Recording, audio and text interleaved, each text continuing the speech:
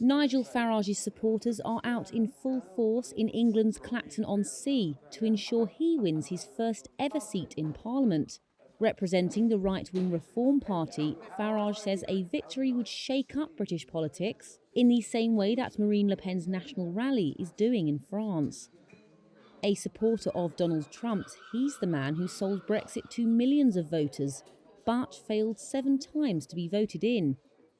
This time, Farage rates his chances of winning a seat in this seaside town at over 50%. We've been going a month and a day at full pelt with this. Getting millions of votes, we're going to do that. I'm certain of it. Getting some seats, I'm certain of it.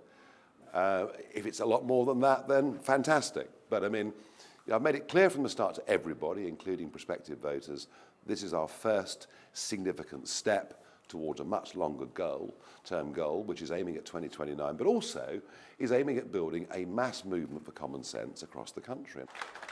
Reform has kicked out several candidates for reported racist or offensive comments during the campaign. Farage was buoyed by the success of Le Pen's anti-immigration far-right RN party, but he denies Reform is racist. The party pledges to stop non-essential immigration, leave the European Convention on Human Rights, and push migrants arriving by small boats back to France before they land on British shores.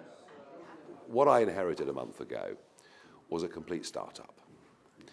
A lot of those candidates, as I now understand it, were kind of begged for at the last minute because they didn't have enough people, they didn't have the resources, the manpower to vet them. So have we got a few bad apples? Yeah, we have, rather like the Greens.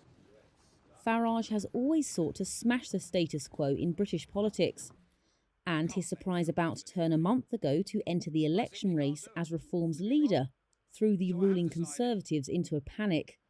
Until then, most had discounted the party's candidates as little more than a headache.